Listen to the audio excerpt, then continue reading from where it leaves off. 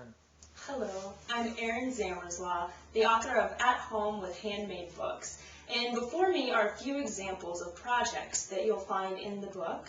The book mainly focuses on Japanese bindings, and there's two different types of Japanese bindings traditionally. There's stab bindings, like this, and this, where you sew through the cover in the book. And then there's also accordion bindings, like this, where you use long strips of paper and sandwich in between covers.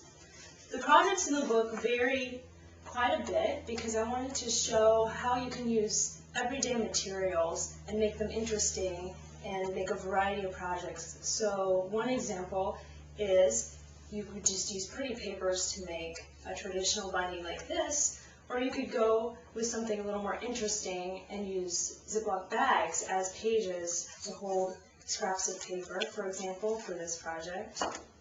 For the accordion book, you could do something such as using postcards for the covers, or you could go along with something like envelopes as pages. So even though it's a traditional binding, there's a variety of different materials that make each book unique and different. Right now I'm going to show you how to create this project, which is tag notebook made from a traditional manila inventory tag.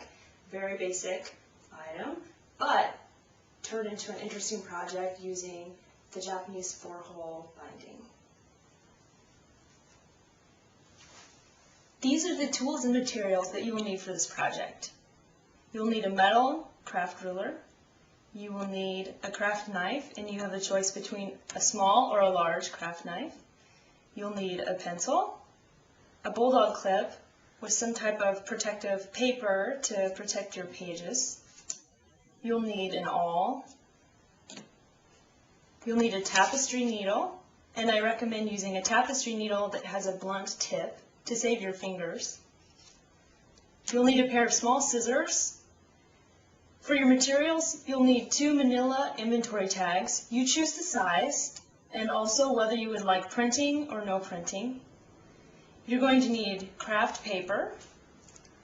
You're going to need wax linen thread. And if your manila tags don't come already with cotton string, you will need to provide some cotton string as well.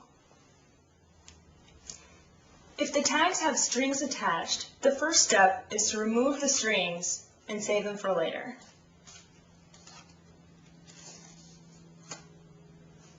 The second step is to find the grain of your paper. Paper grain runs in one direction.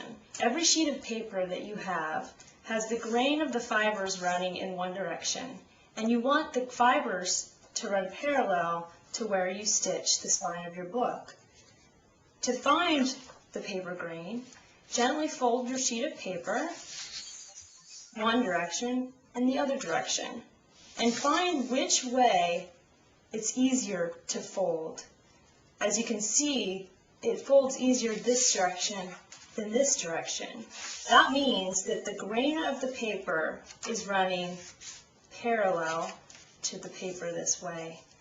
What I want to do then is to cut out my pages with the paper grain running parallel to the height of my manila tag. To do this, you can easily place your tag on top of your paper and mark with a pencil where to cut it out.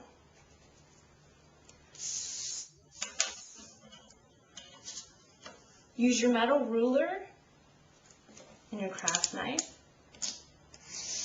to cut your paper to size.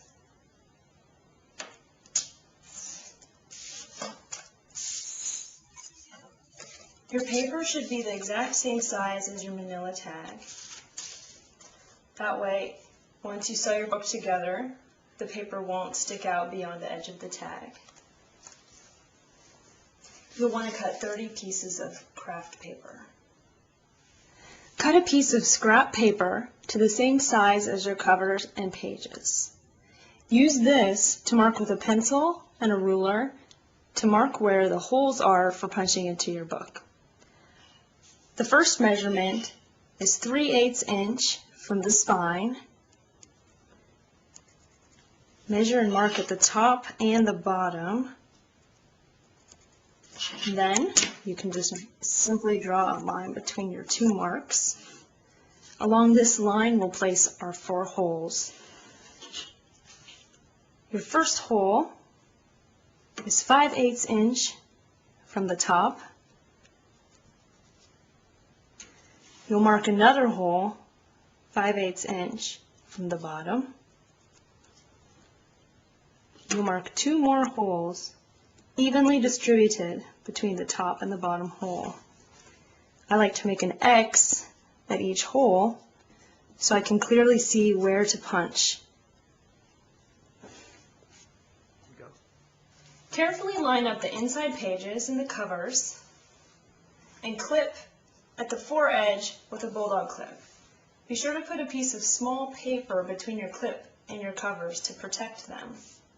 You'll notice the spine is open here.